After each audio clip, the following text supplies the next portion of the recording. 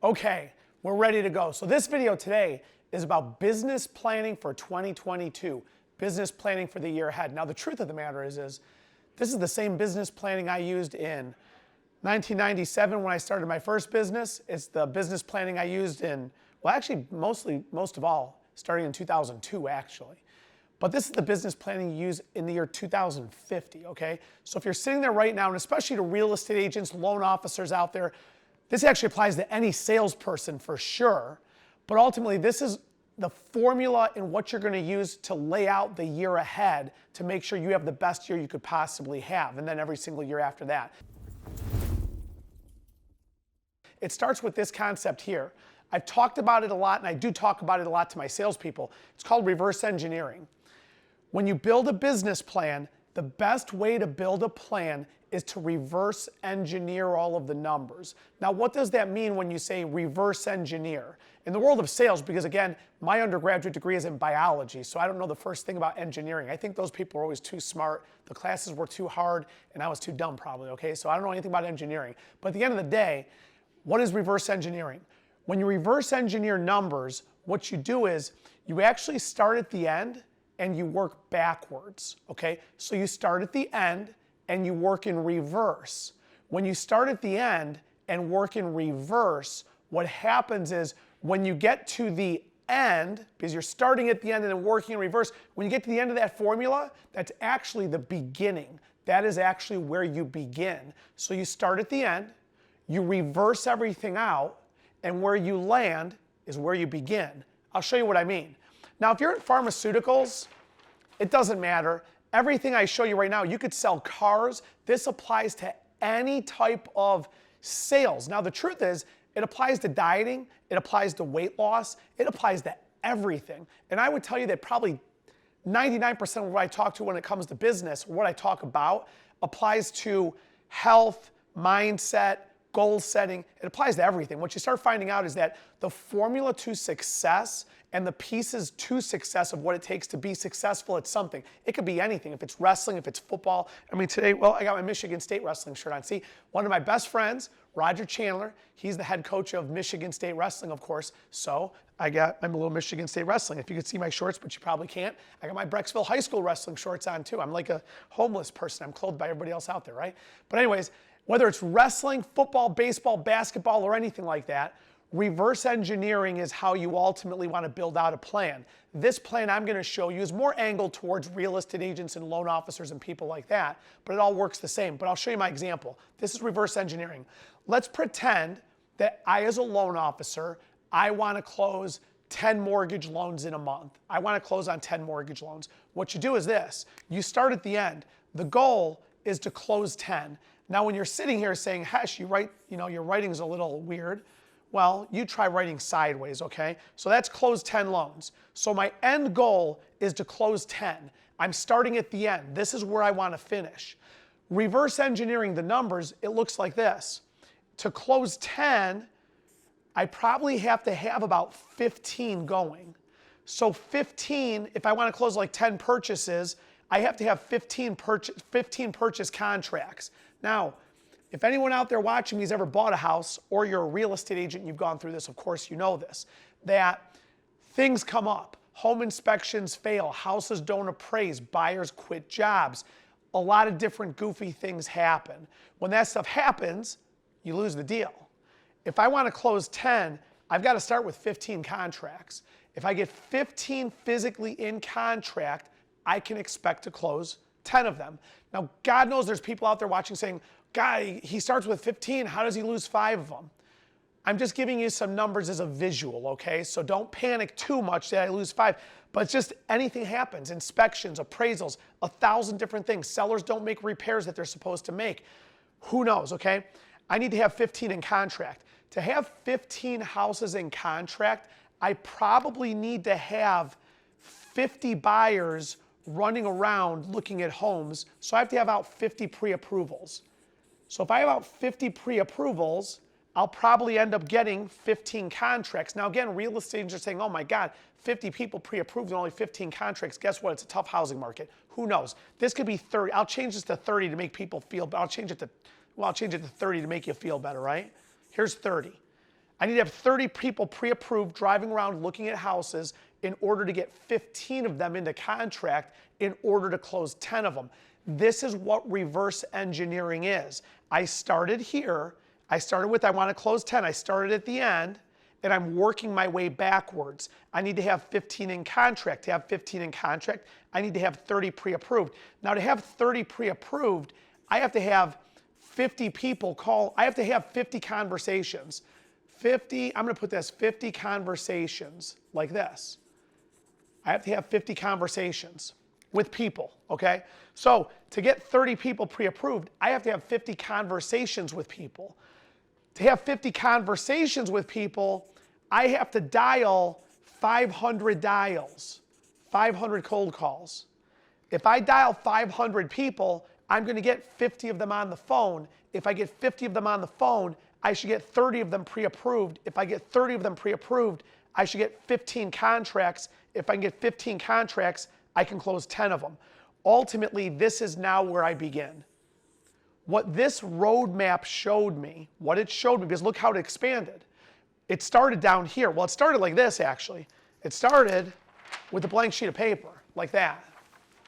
And then it started at the end, close 10, with me writing sideways, and that's a little weird, but anyways. It went to here, and then it went back one step to 15 contracts, then it went back a step, then back a step, and then back a step, and ultimately this is where I begin. This is called reverse engineering. Use this formula for every single thing there is. I'll give you another example. I'm going to do this a couple different ways. Here's one for you. I want to lose 20 pounds, so my goal is to lose 20 pounds by, let's say, I'm going to lose it in the next 60 days. So I'm going to lose 20 pounds in 60 days. So watch this one.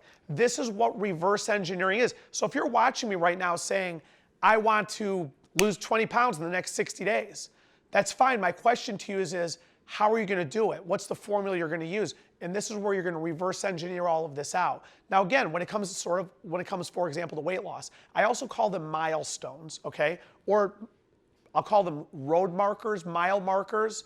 So watch this one. This is part of a roadmap. These are milestones that I'm hitting. Let's look at this one here. I want to lose 20 pounds in 60 days. Okay, if I want to be down 20 pounds here, then, and this is 60 days, I'm going to put day 60. Day 60 is here on day, I'm going to go like this, day 40, day 20, day 0. Day 0. Well, if I want to be 20 pounds here, I probably want to be 15 here, 10 here, 5 here. So look what I did again. I started at the end. On day 60, I want to be down 20. By day 40, I want to be down 15. By day 25, by day 20, I better be down 10.